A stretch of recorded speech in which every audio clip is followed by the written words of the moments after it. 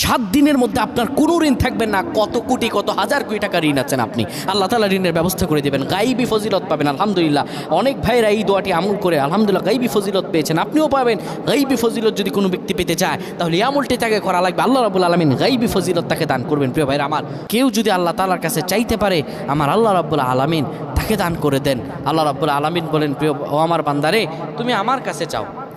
ও আমার প্রাণের ভাইরা, আপনার 7 দিনের মধ্যে কোনো ঋণ থাকবে না। কোরআন আল কারীমের আয়াতের যদি আমলটা আপনি করতে পারেন, কোরআন আল কারীমের আয়াতের আমলটা হলো ওয়াতারযুকু মান তাশাউ বিগাইরি হিসাব।